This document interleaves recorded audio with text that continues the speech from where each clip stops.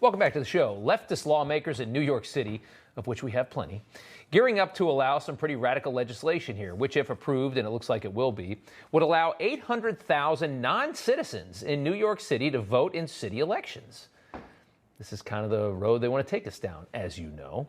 It's so radical, even somehow de Blasio does not support it, but the city council thinks they can ram it through without him.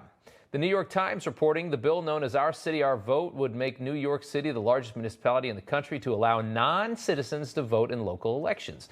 Joining me now to discuss is New York City Councilman and Republican Joe Borelli. Good to see you, sir. Thank you so much for coming on. You're a major opponent of this, obviously. Tell us more about exactly what this bill does.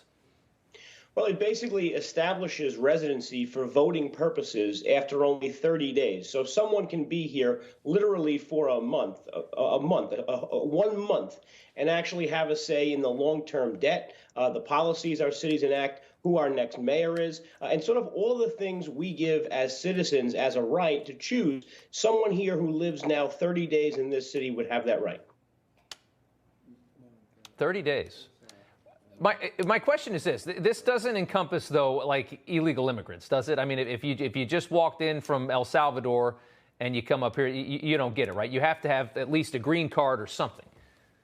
Yes and no. So, right, it does not include people who came here recently, but it does include DACA recipients. It includes people who've lived here for a long enough time who have a green card. But even forget people who are undocumented. Think about just expats who live here. You could have, if this was an office, you could have actually voted for Eric Adams and Sadiq Khan in London in the exact same year because you're actually a citizen of the UK. So it dilutes the voting power of the 5.6 million registered voters in New York City and gives the vote to people who already are enfranchised voting somewhere else in the world. Right. And de Blasio at least ostensibly seems against it. Where's Adams going to stand on this? Because he's going to be the next mayor. Yeah, unfortunately, he's in favor of it. But Bill de Blasio is right. It's not that often you get to say that, but Bill de Blasio, his gut instinct is right. No, it's not.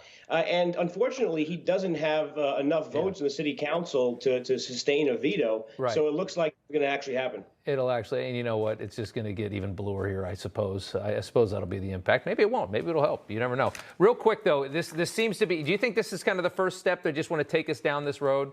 You know, let's start with non-citizens, and then we can get to illegal immigrants. I mean, this is all part of an agenda, right?